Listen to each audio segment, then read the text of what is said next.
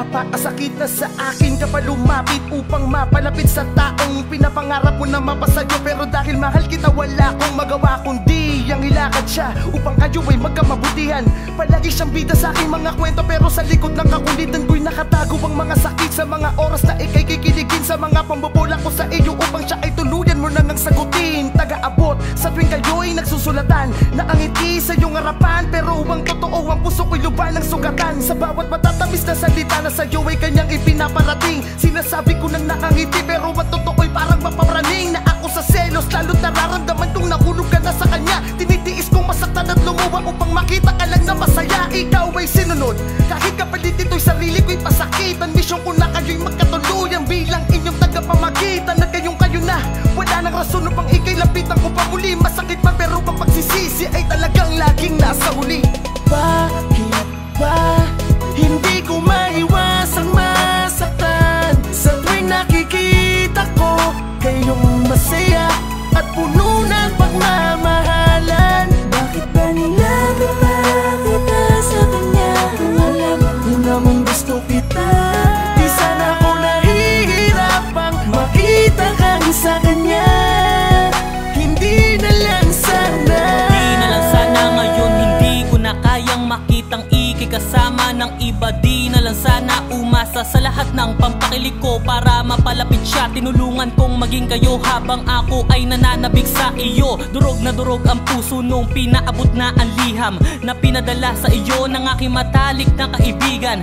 Binasa biglang umiti ka at nahuli niya ang kiliti mo. Parang gusto ko na nun masawi, puso ko'y puro na lamang pigati. Dapat sinabi ko na nung una pa lang, di ko na pinigil ang aking nadarama ko sa'yo. Ngayon nagsisisi na ako sa mga ginawa ko para sa kanya. Di na mababawi na mga salita kahit sabihin ko pang mahal pa kita. Wala nang silbi ang buhay pag nakikita ko laging kasama mo siya. Parang ako na mismo ang naglagay sa sarili ko sa alanganin. Parang pinipiga ang aking puso sa tuwing aking aalalahanin. Paano ko gumawa ng paraan para lang maging kayong dalawa? Nangyari na di na pwedeng ulitin, pagsisisihan ko na lang talaga.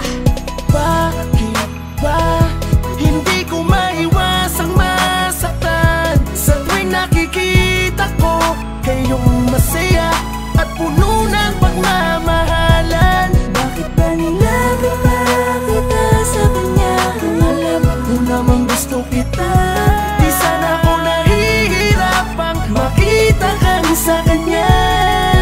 Hindi na lang sana. Kung kailan nagkaganto, ako ang naging daan mo upang iparating ang pag-ibig na dapat ngayon ay tangan-tangan ko. Ang hirap dayain ang sarilit maging manhid sa katotohanan. Ako mismo ang gumawa ng sakit na nararanasan ko.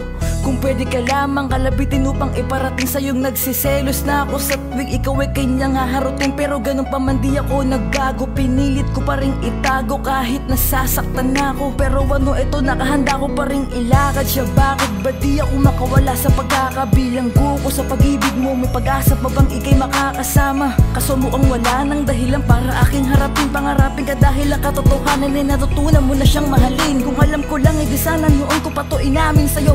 Di sana ako ang nasa kalagayan niya at hindi na rin siguro naging kayo.